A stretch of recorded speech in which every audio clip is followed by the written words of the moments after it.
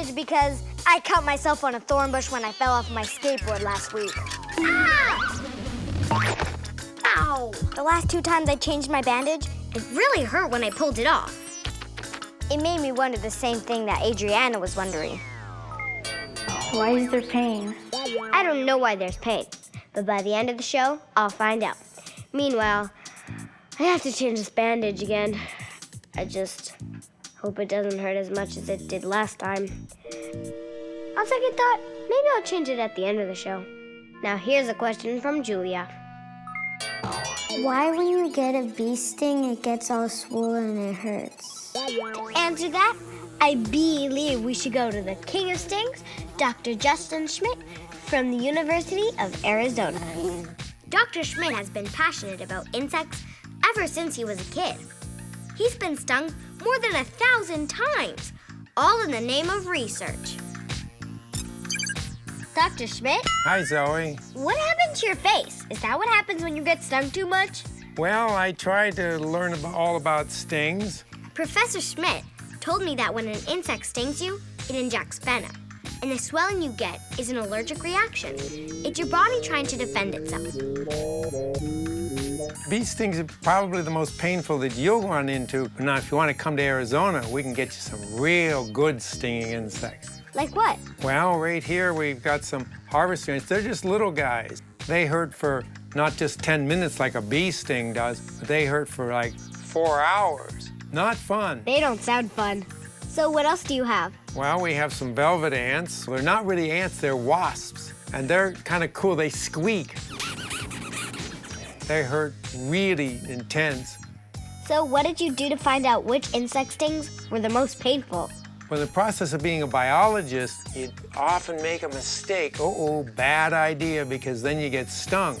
You might as well get some good information out of that, what it feels like, how long it lasts. And that's pretty much how I ended up getting stung by 83 different kinds of stinging insects. So what did you do after being stung by all those insects? I realized that this was useful information. Professor Schmidt told me that he invented a way of measuring pain from a bug sting that's used all over the world. A number 1, like a bee sting, is not too painful and only lasts for a few minutes. But a 4, like a bullet ant sting, super duper hurts and lasts for hours. So why is your research about insect stings useful? So we're trying to use stings, which can cause pain, to serve as tools. And we can cause the pain, and then we can try to see if we can block the pain with new medicines that we're making. And that makes all of us happier when we're not in pain. Thanks, Dr. Schmidt, for helping me find stuff out about insect stings. You're most welcome. It's been a pleasure talking with you, Zoe. Bye. Now, here's a question about pain in your brain. How do you get pain in your brain? Ugh. The Flat Earth Corner! How to get pain in your brain? Here in 8000 BCE, doctors like me have solved the mystery. Headaches are caused by evil spirits stuck inside your head. But don't worry, using this state-of-the-art Stone Age technology, we pierced a hole in your skull to let the evil spirits out. Another satisfied customer. Hold still, this only hurts a bit, most of the time. Thousands of years ago, people thought demons and evil spirits caused headaches. In the past, people had strange ideas on what caused headaches and how to cure them. For example, tying a buzzard's head around your neck, or rubbing molasses and cow poop on your temples. Nowadays, we know that headaches aren't caused by demons. Now you tell me? I found out that it's not actually your brain that's hurting. It doesn't have any pain receptors, so it can't feel pain. But other areas in your head do have pain receptors and can feel pain. Now here's a question from Sabrina. Why does some food burn your tongue? Bah. Well, Sabrina, He's an expert on food that burn your tongue, and it looks like he has brought me some. Please welcome Lawrence Isaac. Hi, Zoe. I brought you a present. But they look like hot peppers. They are hot peppers. I figured we could try some. I hope they don't burn you too much. You make it seem so appetizing, but okay. Hey, it didn't burn me.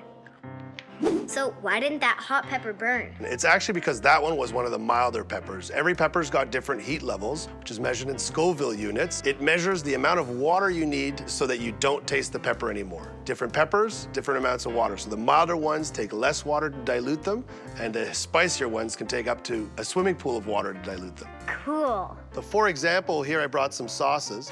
This one would take, for every milliliter, about 1 liter of water to dilute it completely. That one's called a poblano pepper. It's not too bad, right? No. Now, if it was really spicy, what you would do is you could have either some yogurt, some milk, or some honey, because the fats in the yogurt or the milk cut the feeling of the heat, and the sugar in the honey would cut the feeling of heat too. So the second one I'll make you try is jalapeno. So this one is about 6 times spicier. So instead of 1 liter of water to dilute it, it would be about 6 liters of water. How's that? Oh, that's spicy! Do you want some milk? Yeah. Ah, much better. So what about the last one? This one is made with ghost peppers. This is one of the spiciest peppers on earth. So 1 drop of this would take about 140,000 liters of water to dilute it. It's very, very spicy. You want to try this one? I'm good. You can try it though. Okay, I'll try it.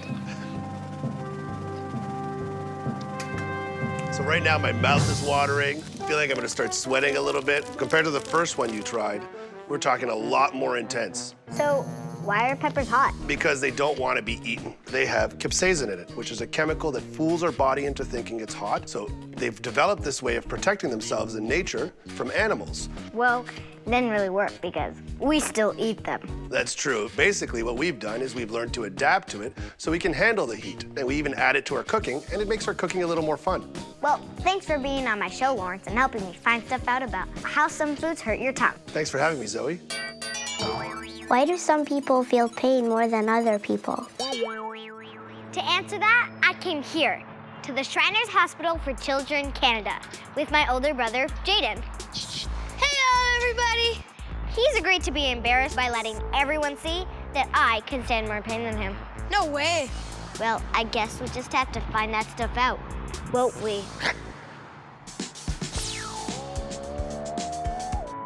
Hi, kids. Hi! This is Dr. Catherine Ferland. So, can you tell everybody what you do here? I help physicians, surgeons, and anesthesiologists to minimize the pain experience of children undergoing surgery. How do doctors reduce pain?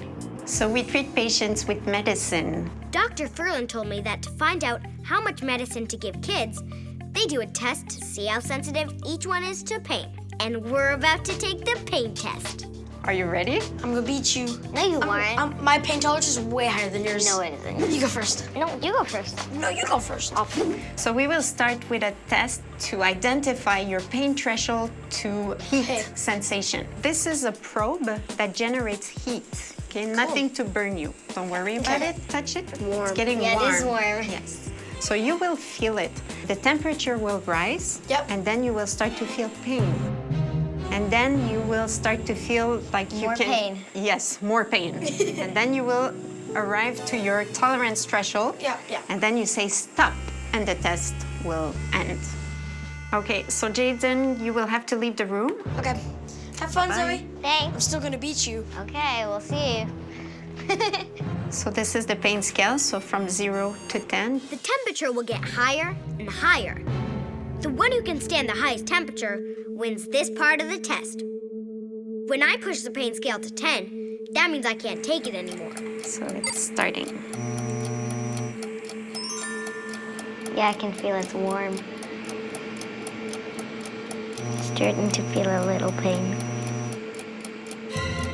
Dr. Ferland told me that because pain is different for everyone, doctors need to know how much pain you can take. to know what kind of medicine to give. They don't want to take all the pain away because not feeling any would be dangerous. For example, if you have a broken leg and don't feel it, you can make it worse by moving it too much. Like, it hurts a little bit, but I'm still not at, like, 10. Almost at 10. Okay, I can't really stand it anymore. Okay, we're done. 44 degrees was the most pain I could take. That's what Jaden will have to beat. Okay, so now, Zoe, we will measure your tolerance to cold. Ooh, it's cold. In this test, I have to keep my arm in icy cold water for 2 minutes. How do you feel? I would say maybe a 5. 5 on 10, okay. I'm supposed to say how much pain I'm feeling using a number between 1 and 10. How do you feel now? Maybe an 8. Oh, it's getting more painful. It's pretty cold. Whoever ends up with the lower number felt less pain and wins this part of the test. And now? Maybe a 10. And we stop the test. Okay, so it was painful. Yeah. Ooh. Okay, Jaden. Ow! I haven't turned it on yet. You ready? Ready. Okay, let's start it. Okay. It's getting warmer and it's getting warmer. Oh, it's starting to hurt a little bit. It's about a 6. Whoa.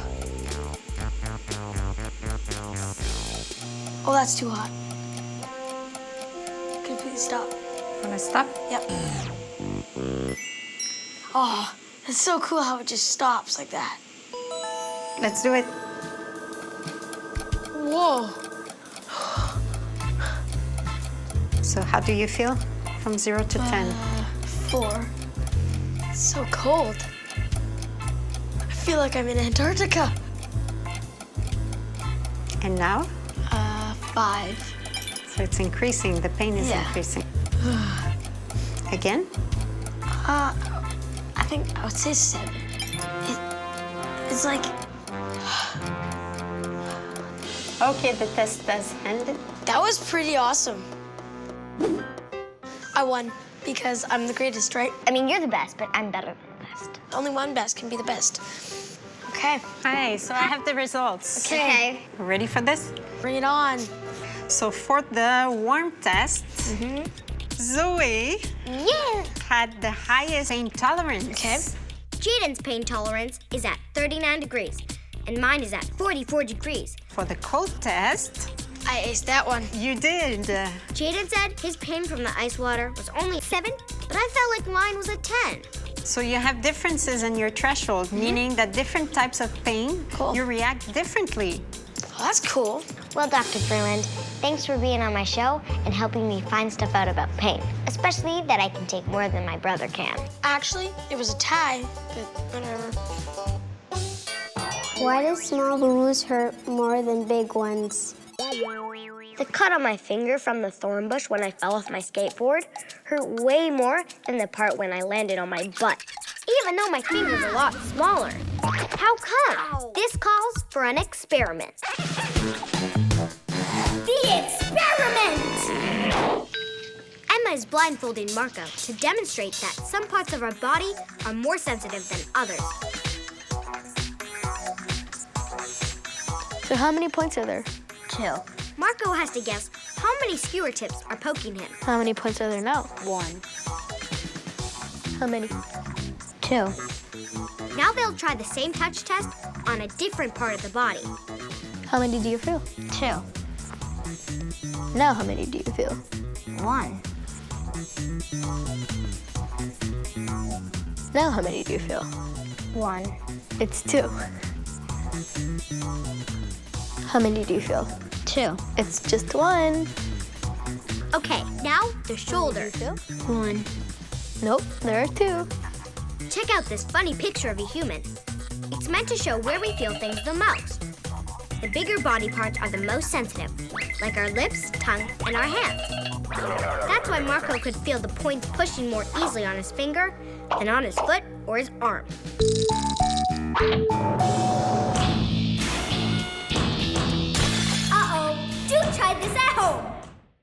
When you get hurt, do you ever have the urge to rub the part that hurts? I found out that rubbing where you were hurt really does reduce how much pain you feel. If you get your fingers slammed in a door, shaking your hand also helps. All this rubbing and shaking activates nerves that help block pain. Just don't smash your hand when you're shaking it around. Ow! All this pain relief gives me an idea for... My Great Challenge!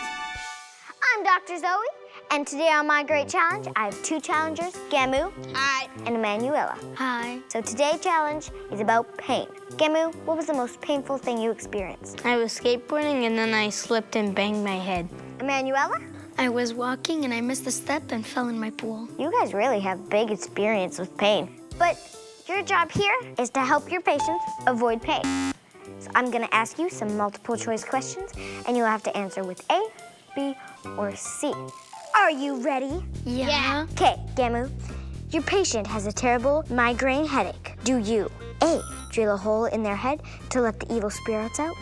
B, have them brush their hair with an electric hairbrush to relieve pain with magnetism? Or C, give them headache relief medicine? C. I feel better. You're right. Yes. Your turn, Emanuela. So your patient has fallen off their scooter and bruised their butt. How do you lessen the pain? A, with heat, B, with an ice pack, or C, with some really funny knock-knock jokes? B. I feel better. You're right. Question 3. Your patient pulled a muscle while playing leapfrog. How do you lessen their pain? A, with heat, B, with an ice pack, or C, treat the area with snake oil? B. Ow. Sorry, Gamu. It's wrong. Okay, Emanuela. A? I feel better. You're right. Heat is better than cold to soothe sore muscles, while cold helps injuries like scrapes and bruises. Okay, Emanuela, your patient has banged their hip walking through a doorway. Should they A, gentle rub it, B, apply leeches to the area, or C, hang a buzzard's head around their neck? B. Apply leeches to the area? Ow. Sorry, that's wrong. Gamu, A. gently rub it? I feel better. That's correct. So you both have 2 points. So this last question is the tiebreaker.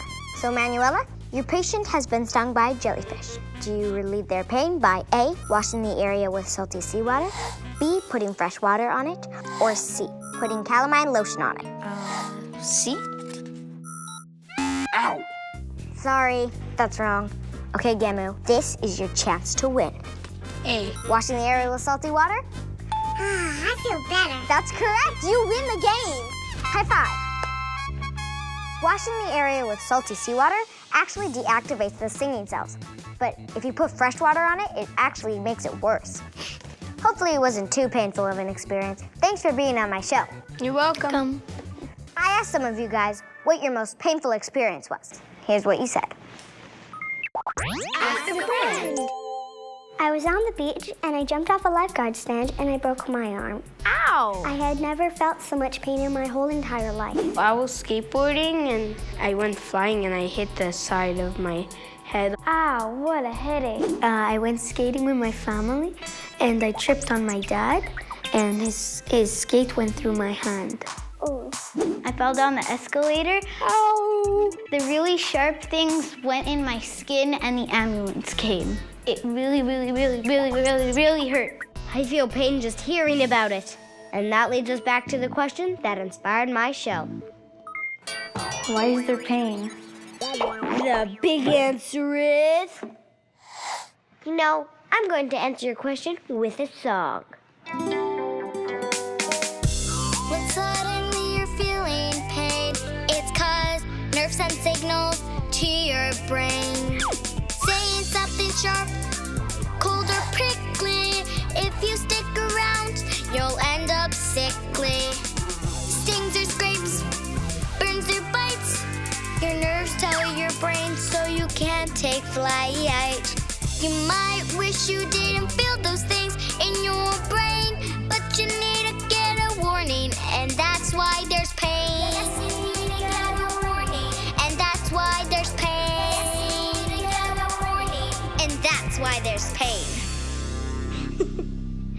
Pain is our body's way of warning us that something is dangerous or bad for us. Like if we touch something too sharp, or too hot, or even too cold. It also warns us if we're sick, like if we get a sore throat. So we know to get help from a doctor and slow down to let our bodies heal. Speaking of that, I'm ready to take off this bandage. I just hope it doesn't hurt like the last 2 times I changed it. Hey, it didn't hurt. My cut's healed. Now I don't feel pain in those pain receptors. Glad to hear it, Zoe. Thanks. And thanks for watching my show. I can't believe that didn't hurt a bit. Ow, my knee!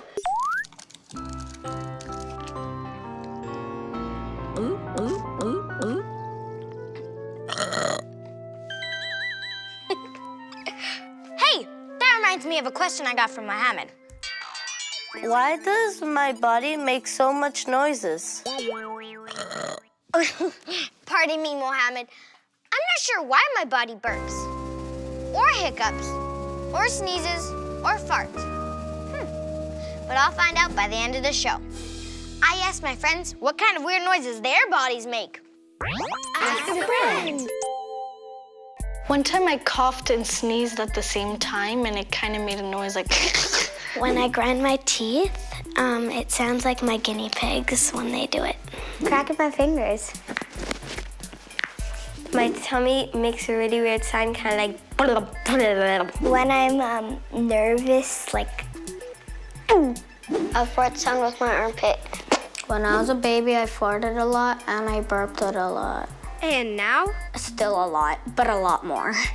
My sneeze is so loud that it scares people. Once in class, I farted so hard that I went up, and it was really loud. I wonder why our bodies just can't keep quiet. To find out, I call the doctor. Doctor, my body won't pipe down. Whatever it is, Dr. Robert, make it stop. Hi, Dr. Robert. Hi, Zoe. I heard that you had some questions, and I brought a friend, Uvula, to help us answer them. Don't you think she has jaw-dropping good looks? Dr. Robert, I should probably let Logan ask a question before I start burping again. Why do people burp so much? Oh, sorry. Well, normally we burp anywhere from 6 to 20 times a day. Okay, but what if you've burped that much in the last 5 minutes? Well, how much you burp depends a lot on your digestive system, and also how much air you swallow when you're eating and drinking. So I think in your case, it's possible that you've been burping a lot because you've been drinking too much,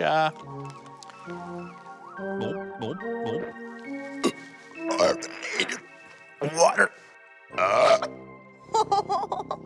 Did you do that on command? Yes, I did it on command. Cool, can you teach me how to do that? Well, as long as you promise not to do it in school. Yep. Okay. You have to take a big breath in like you're breathing, except while you're doing that, you have to swallow. So you go kind of like this. And then when you feel it inside you, you go, Like that? Exactly. Zoe, could you hold these raisins for me? Yeah. So if we look at uvula, you can see 2 holes leading down these tubes. So this tube in front is called the trachea, and it is for air. It's supposed to go through to your lungs to help you breathe and to help you talk. And this tube back here is the esophagus, and that is meant for food and drink, not for air. But sometimes when we eat and drink, we also swallow some air, and air goes down the esophagus into the stomach. And then it has to come out. As a burp? Exactly. How about we take some raisins and we can give them to uvula and see how it works? Oh, I thought these were for me. Here. Sometimes if you eat foods such as like broccoli or bananas or raisins, you might be burping a little bit more. Better lay off the raisins. Well, here's a question I think you can help me answer. How long can a burp be? Well, I do know someone who used to be able to burp the whole supercalifragilisticexpialidocious, but I don't really know how long a burp can be. Let me go check that out. All right, I'll be here if you need me. Wow, I can't believe this. You're gonna make my head explode! The longest burp ever recorded was 1 minute, 13 seconds, and 57 milliseconds by Michele Forgione in Italy. In 2009, Paul Hunt set the Guinness World Record for the loudest burp at 109.9 decibels. Sorry. That's louder than a jackhammer at 1 meter away. Wow, but I guess it's better out than in, because if you need to burp and don't, it can go down your digestive system and cause gas from the other end. So if excess air and gases make us burp, does that mean there's nothing wrong with me? Well, in your case, probably not. It's probably just that you were drinking too much of the bubbly water. But sometimes if people are burping a lot, it could mean that they have something wrong with their health and need to see their doctor. Well, here's a question from Juliet. What does your stomach grumble? Here, Zoe, why don't you take a listen yourself?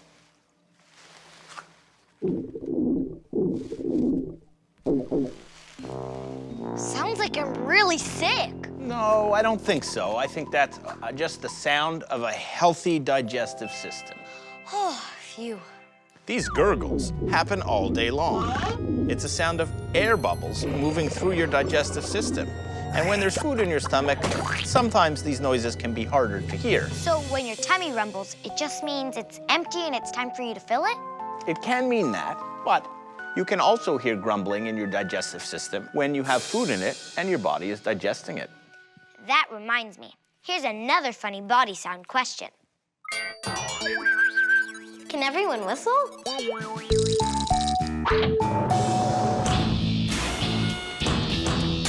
Uh-oh, do try this at home. Yes, everyone can whistle. It's just a high-pitched noise made by blowing air through a small hole. Step 1 is to pucker up. Step 2 is to blow. My tongue needs to be in just the right position, or we get... That's more like it. If you're having trouble whistling by blowing air through your lips, try sucking instead. Hey, I wonder what other weird noises we can make with our mouths.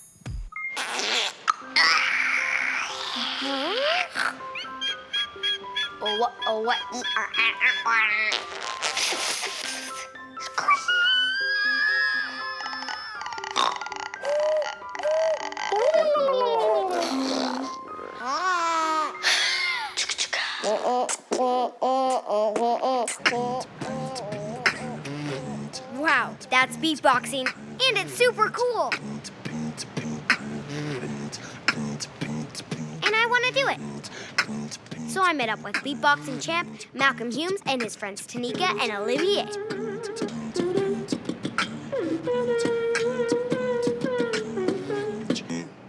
That was the best. It's super easy. All you have to do is use your nose, mouth, and throat together as an instrument. Cool. I never thought of it that way. First, you start off with a B that sounds like P. The second sound is a T that sounds like T. And the last sound is a K that sounds like P. And then you say the sentence, boots and cats. See, you're already beatboxing. It's really simple because when you're doing boots and cats, you're already doing the P and K. So how is it we can make the same noise but sound so different? Well, it's because we all have different shaped mouths. So even if we do the same beat, it'll sound different.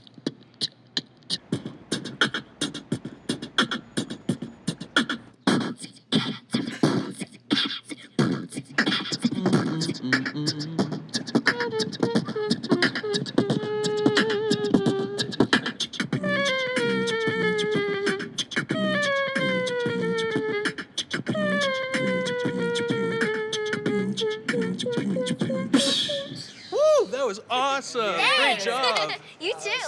Thanks. Can you show me your coolest sound? I think my favorite sound is pretty much how it works is I break it down in 4 sounds and together really fast. It sounds like That's so cool. It's like you have another mouth in there.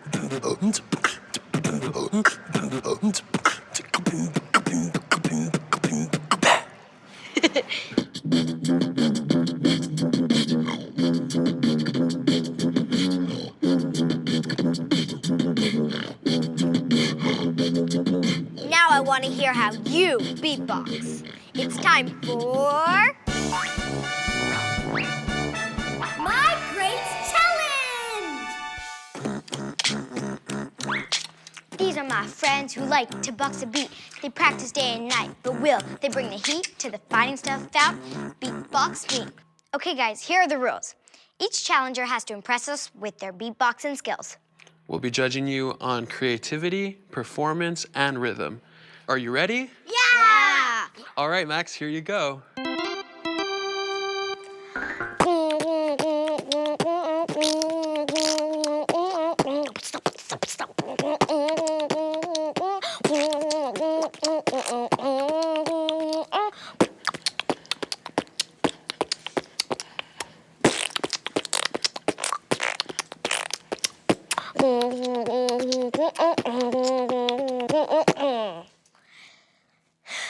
Good job. awesome. All right, Tucker, your turn.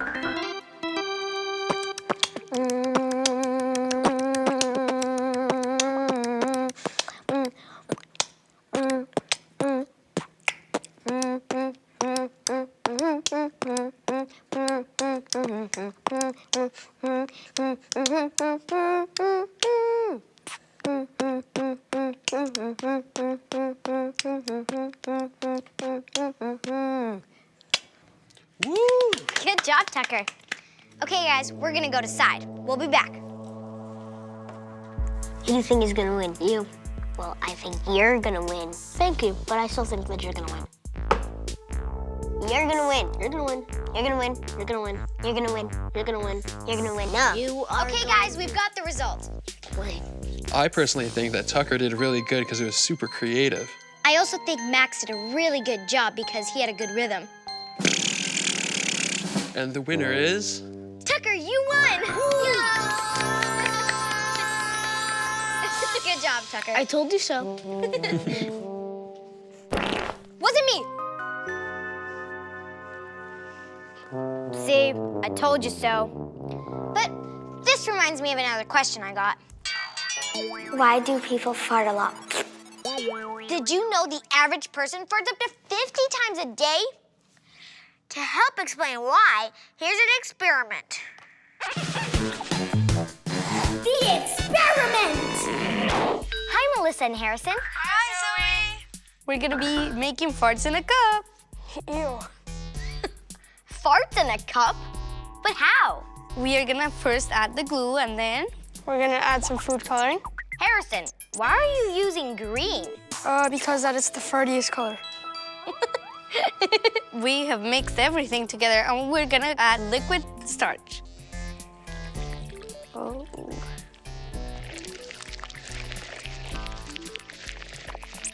I put these in our cups.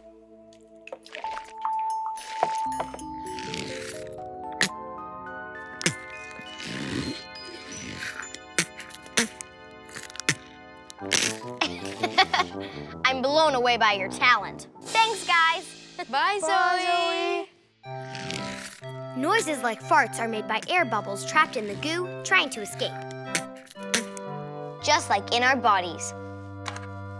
Food is digested by bacteria that lives in our stomach and intestines. They break down food and make gas.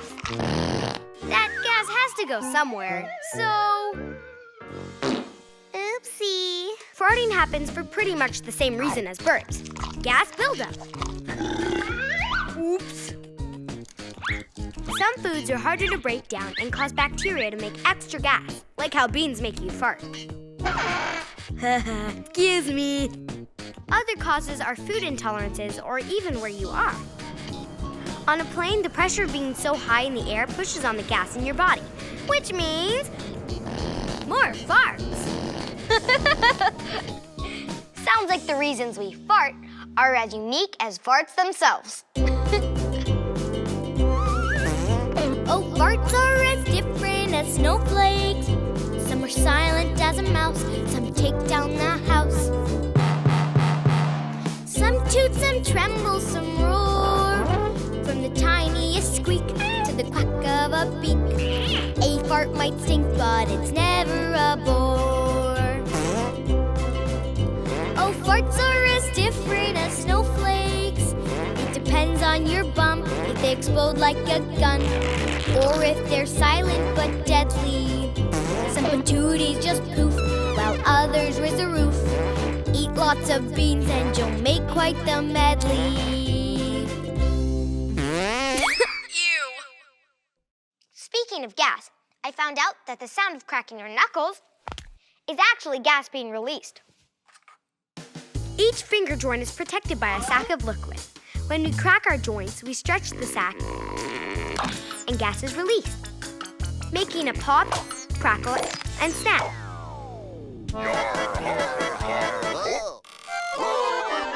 Flat Earth Corner! Uh-oh, help!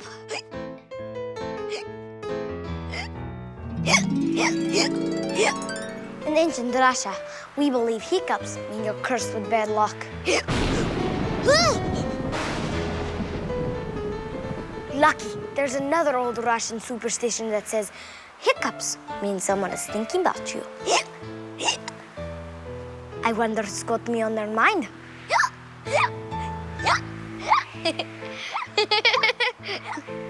We now know none of these theories are true. When our stomachs expand after eating too much, too fast, or drinking carbonated drinks, the stomach irritates the diaphragm, which makes it contract. But eating and drinking aren't the only way we get hiccups. Babies can get them after coughing or crying. Now here's a question from Megan. What's the longest someone's hiccuped? Well, Megan, I found out in 1922, Charles Osborne picked up a pig to weigh it when he started hiccuping. And he kept hiccuping for the next 68 years. What if I never stop? It says here that there's lots of things people do to get rid of hiccups, but there's no foolproof cure. What? Ah! Dr. Robert, you scared me. Did it work? No. We should probably try something different. Gargle.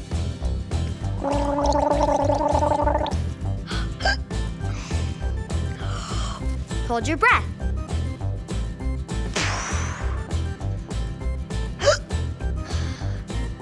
Drink upside down.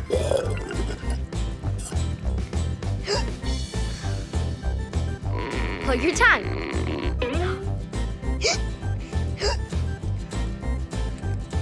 Eat lemon. What am I going to do? None of these home remedies worked. Hang on. I'm not hiccuping. Wow. Well, there are a lot of home remedies out there and a lot of stuff you can find online. But really, nothing is proven to work.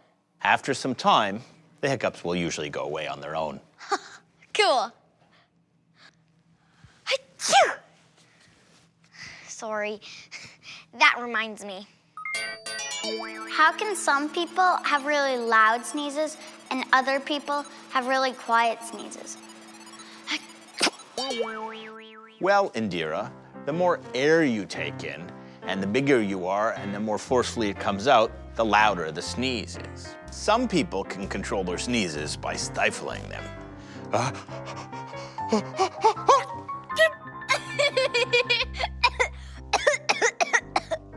What's the difference between sneezing and coughing?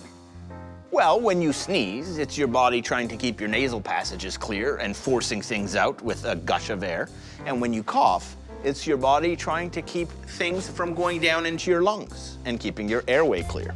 A cough really helps protect our lungs, because if we have our friend uvula here from before, and we see this pipe that is in front, that is the one that goes down to your lungs, and we don't want anything getting in there. So, if you have saliva dripping down, like when you laugh too hard, or stuff that's dripping down the back of your nose, or something like food that's going where it's not supposed to go, well, your body coughs to protect your lungs and forces it out. So, I was just laughing too hard? Yeah, I think that probably was the case. Well, thanks, Dr. Robert. Thank you, Dr. Zoe. Coughing, sneezing, burping, farting. Wow, our bodies really don't know when to shut up. What? How do you do that? Dr. Robert's secret. And I think I'm ready to answer the question that inspired today's show. Why does my body make so much noises? And the big answer is... Well, Mohammed, I think the best way for me to answer this is in song. So I asked Malcolm to come back and help me. You ready? Yeah. Our bodies are noisy living machines. We burp, tick, gobble, for sneeze. Joints go crack, our butts go pop. The reason for this is quite the gas. We swallow, digest, or just need to fast. Excess gases or too much air make belly sound like a cranky bear. The best noise that I have found are the beats I break to get down. It's what I know, I have no doubt. I'll see you next time on Finding Stuff Out.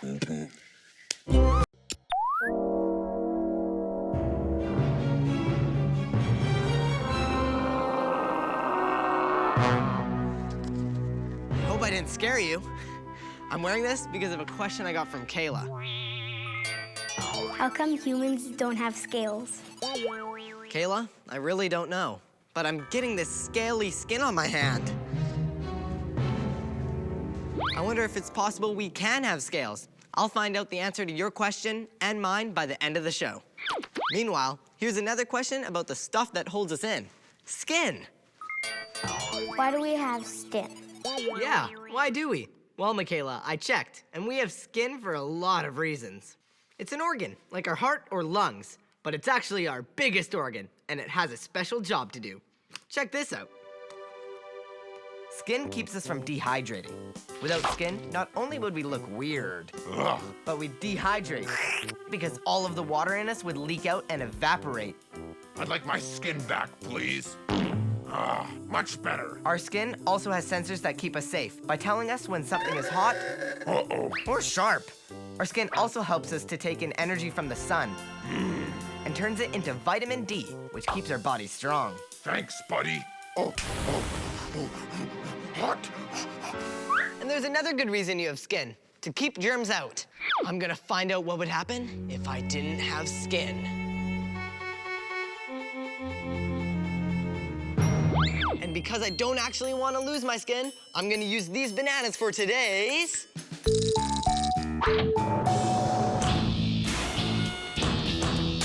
Uh-oh. Do try this at home. Let's pretend this banana is me with skin. And this one is me without skin. And this blue food coloring is gonna represent germs that can get into your body. And now we put the banana with skin in this water and the banana without the skin in the water. Oh no, help me, oh no. Stop complaining, it's for science. Oh, I guess so. Now we just have to leave them overnight. And then you come back the next day. And here's the skinless banana. Ew, that's disgusting. It looked like it absorbed all the blue germ water. Achoo. Oh no, I don't feel so good. Ugh. And then we have the banana with the skin on it. He's fine.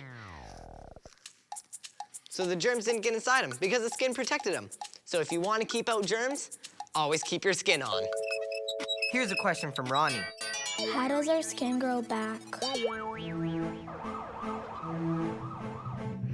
To find out the answer to your question, I'm here to talk to skin doctor Rebecca Morley, because I got this really bad cut on my finger. Oh, that looks really sore. Let's have a closer look. I guess I can't fool you. Not when you do the job that I do, looking after kids that have really serious skin injuries. So, if my finger was really cut like that, how could the skin grow back? For something like this, we might have to do a little suturing. So this is just like a needle and thread, Right. just like your mom or dad would use at home if they were trying to hem your pants. And then that will help fix the wound? That'll help fix the wound. It'll bring the skin edges together. And if this were real skin, it would move a lot more easily than the plastic finger. Right. Cuts heal quickly because we're always losing old skin and growing new skin. So you only need to keep stitches on a cut for about a week. When we have wounds that are really, really big and we can't bring them together with stitches, sometimes we have to do something called skin grafting. What's that?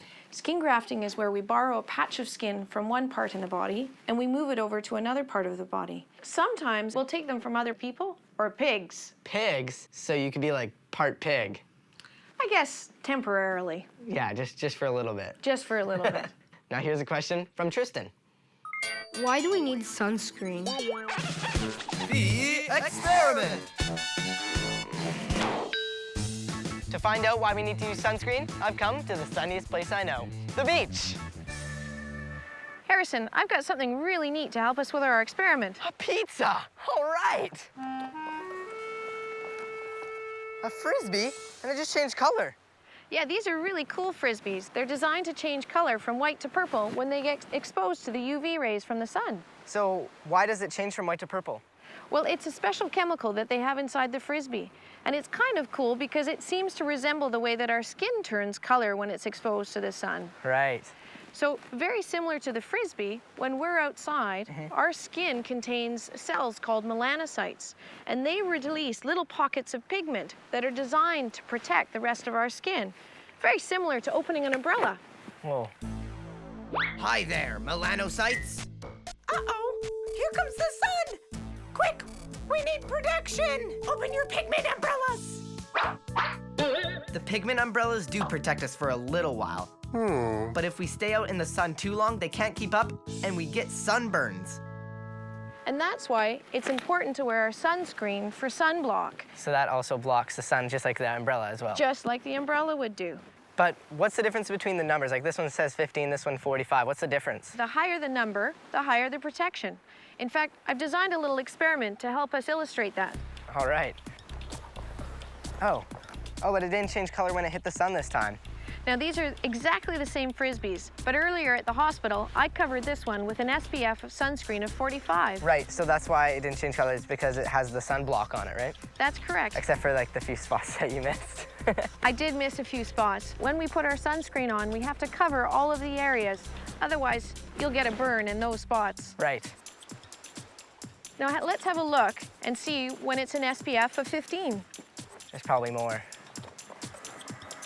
Oh yeah, it sort of works, but it's still like slightly purple, and it's not white, so the 45 covers it more.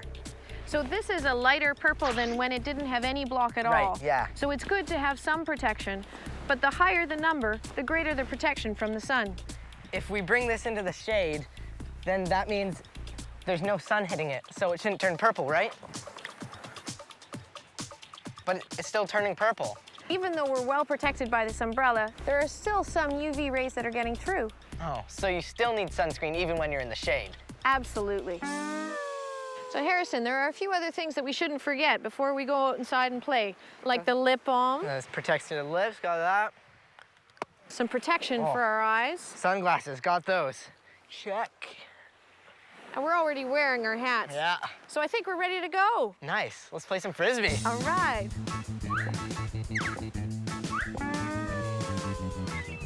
Ah, I feel so safe at the beach since you put sunblock on me. I didn't put sunblock on you. If you didn't, who did? Save me! I can't. He's too scaly. Oh, I forgot to ask Dr. Morley about my scaly skin. I hope I'm not turning into a fish monster. Anyway, here's a question from Jada. Why do I have freckles? The Flat Earth Corner! Well, Jada, the ancient Romans thought that freckles were caused by evil spirits. The good news is, we know how to get rid of freckles. You just use this. It's made from crocodile intestines. Ancient Romans thought you should go to the Nile River in Egypt and catch your own crocodile. Then rub its guts all over your face. But if the crocodile puts up too much of a fight, don't worry. You can also get rid of freckles by rubbing frogs on your face. I know what you're thinking.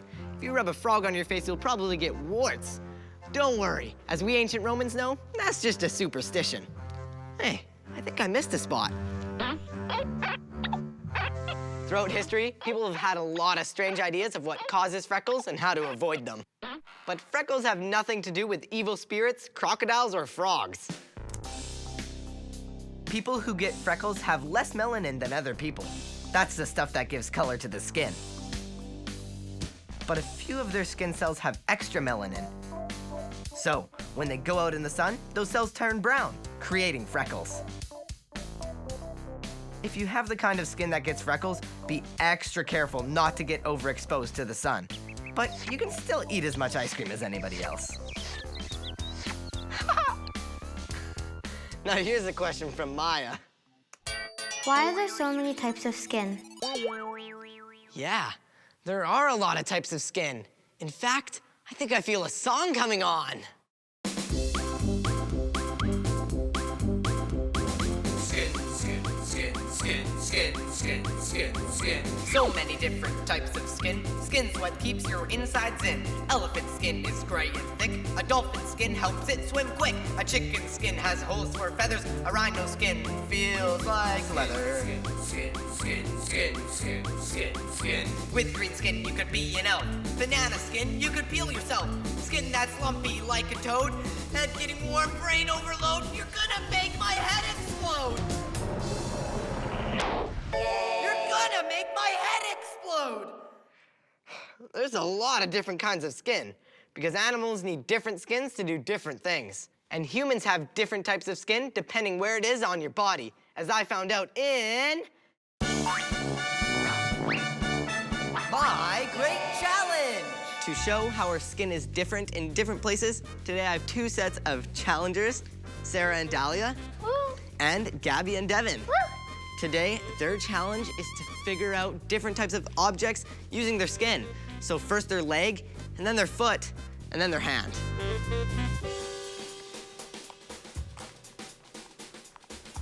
All right, are you guys ready? Yeah. Yeah. Okay, so first object, and start. So first is the leg. Sponge? Yeah, he already got it, okay. Toothbrush? Wow. Marble? No. Nope. And switch to the foot. And the hand.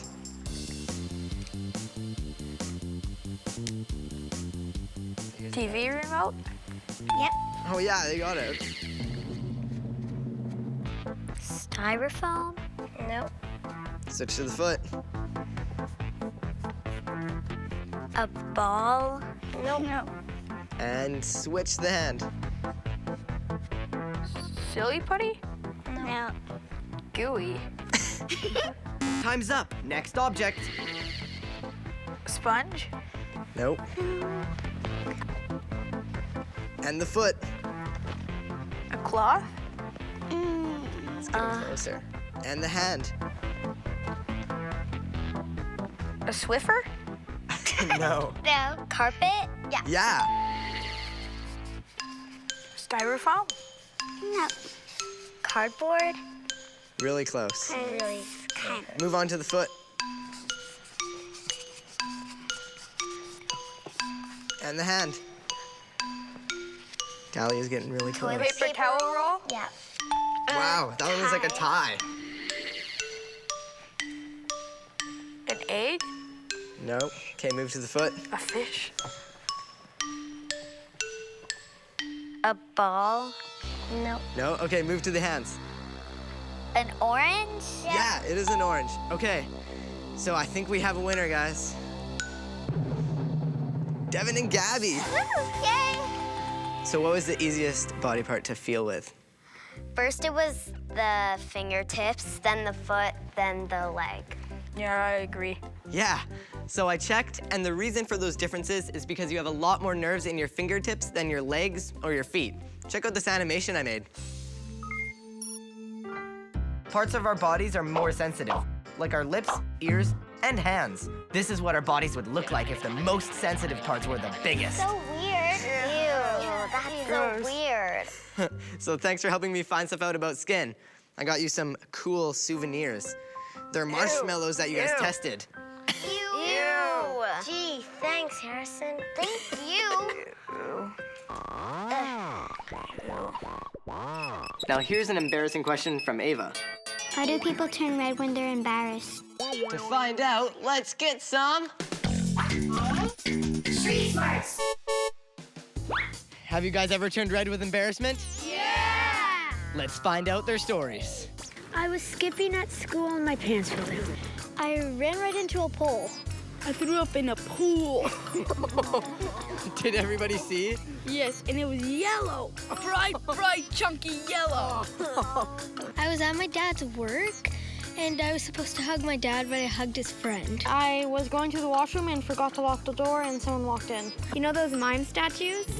I didn't know they were actual people, so I went up and touched one of them, and they scared me. It was really embarrassing. And did everybody see? Yes. Harrison, what was the moment when you were red from embarrassment? Yeah, we want to know. I don't turn red from embarrassment. I turn blue. What is it? What is it? So, Ava, we do get red from getting embarrassed. I checked, and the reason is kind of crazy. When you're embarrassed, your body reacts the same way it does as when you're in danger. The tiny veins in your face open up and let more blood in, so we get more oxygen for bursts of energy.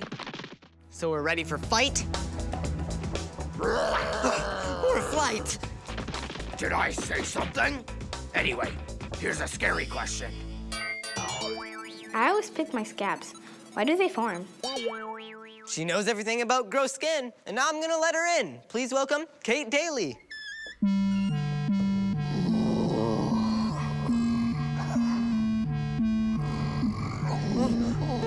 Don't eat my brains!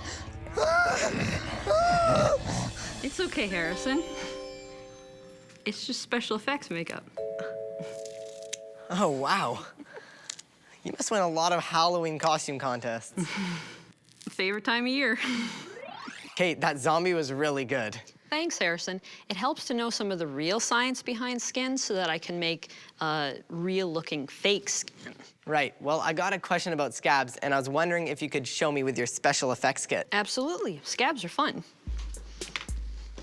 So a scab forms when you get a cut, and your blood actually clots to block the hole. It gets all crusty and brown, like these coffee grounds. And it may look really gross, but it's actually your body's way of healing itself. It's starting to look like a scab now. And it's just coffee grounds and a little glue. Wow, that looks really real. Thanks. Anyway, I have another question about skin injuries. Why does a bruise turn purple? Yeah, why does a bruise turn purple? I was playing baseball last week, and I got this really big bruise, and then it was like purple and almost turned green. Well, a bruise happens when blood forms under your skin, but you don't get a cut. So when it first starts, it's dark purple and blue. And then as the blood breaks up beneath your skin, it turns green and yellow and so forth as it fades. I've never gotten a bruise so fast in my life. Ow, ow, ow. It hurts. There you go. Wow, it looks just like the one that I got. Here's another question. What is a wart? Yeah, what exactly is a wart? Well, a wart is where the skin keeps growing in a particular area and it sticks up over your skin or builds up excess. Sometimes you actually have to go to the doctor and get them removed. Nasty.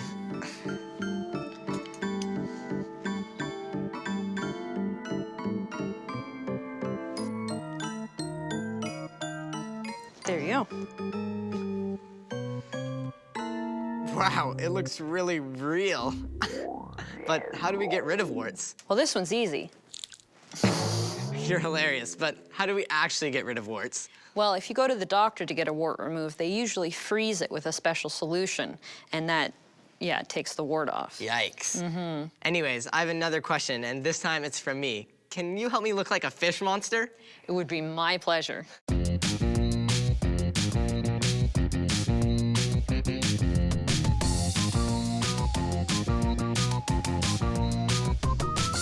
There you go.